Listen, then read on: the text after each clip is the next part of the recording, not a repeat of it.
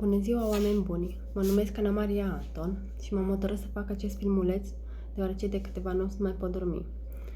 În acest moment se mediatizează foarte mult despre locul unde eu mi-am petrecut adolescența, și anume copiii Soarelui de la Dubrava de Sus și despre inculpatul Ardelean Farcaș, supranumit Adi de la Brad sau Guru.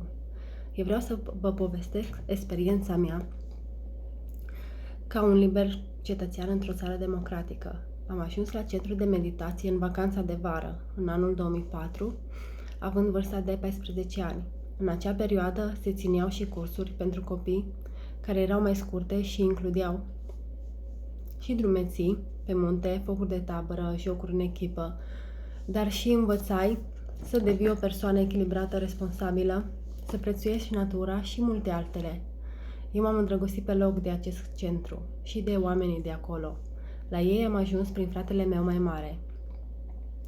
Și el, la rândul lui, ca mulți alții, s-a săturat de societate și a căutat un loc liniștit, unde să se regăsească pe sine și să urmeze calea spirituală. Ce pot să vă spun e că după ce m-am întors acasă, am înnebunit-o pe mama. Numai la asta mă gândeam și vroiam să mă întorc acolo. Dar nu a fost chiar atât de ușor, pentru că mama este o femeie foarte credincioasă lui Dumnezeu. Dar până la urmă a cedat, fiindcă știa că și fratele meu mai mare se stabilise acolo. Așadar m-a însoțit înapoi la centru să vadă dacă totul este în ordine. A făcut și ea până la urmă un curs de meditație și a văzut că nu este nimic necurat în locul acela. Bun, acolo era moda să te tunzi scurt și normal că și eu am urmat-o. Urma să încep la o școală nouă, în oraș nou și mentalitate diferită. Adi, împreună cu soția dânsului, m-au luat sub tutela lor până la 18 ani, egal. Colac peste popăză, mi-am cumpărat și o căciulă de un portocaliu intens, cu dita mai moțu. Nu mi-a fost deloc ușor la școală, sincer vă spun, pentru că era catalogată ca aia de la copiii Soarelui, dar până la urmă, copiii, chiar dacă erau influențați de acasă negativ, tot am reușit să mă integrez și să leg prietenii.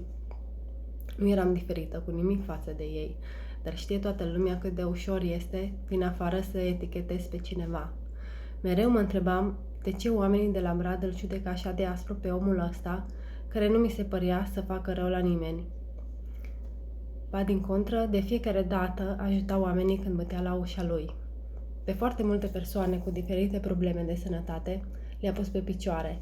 Sunt curioasă de ce aceste persoane care comentează în necunoștință de cauză nu și-au făcut curajul să meargă la un curs de meditație să vadă cu ochii lor ce se petrece. Și nu doar să vorbească din imaginație. În fine, Adi nu a abuzat sau violat pe absolut nimeni. Dacă acea persoană a spus că a fost violată, consimțit, trebuia să depună plângere acum 7 ani când a plecat de acolo. Este cunoscut faptul că are relații cu mai multe femei din comunitate, dar asta doar pentru că ele și-au dorit acest lucru. Nu știu dacă chestia asta e legală și nici nu mă interesează dacă ele se acceptă între ele, se respectă și se înțeleg.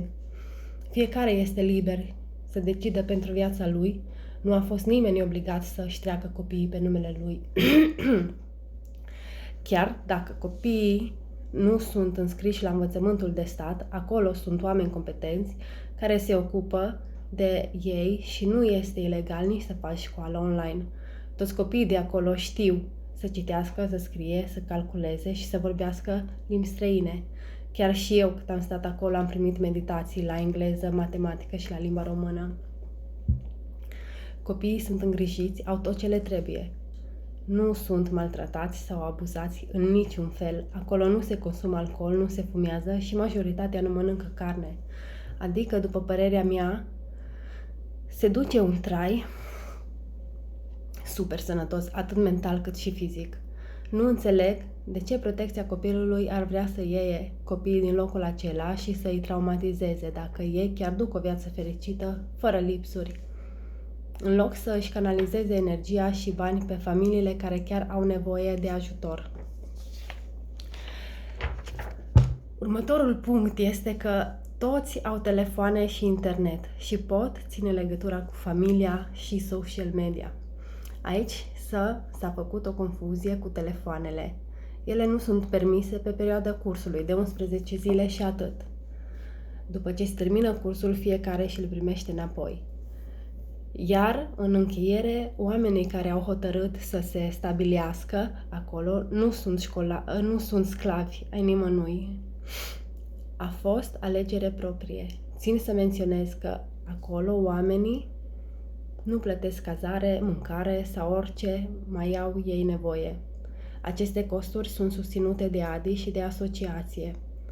Muncesc pentru ei și pentru ca și alți oameni să poată veni și să beneficieze și e gratuit la rândul lor. Singurul lucru de care beneficiază ei sunt din donațiile oamenilor. Așa. Aceste lucruri le pot spune din experiența mea trăită acolo. Sper că nu am omis niciun punct. De fiecare dată când voi fi prin zonă, voi merge cu drag să-i vizitez, pentru că datorită lor sunt un om mai bun astăzi. Vă doresc tuturor numai bine și vă mulțumesc frumos că m-ați ascultat până la sfârșit, chiar dacă am citit, deoarece am încercat de mai multe ori să fac filmulețul și îmi pierdeam ideile. Am prea mult în cap și m-am gândit că nu vreau să vă induc în eroare, așa că scuzați-mă. Numai bine!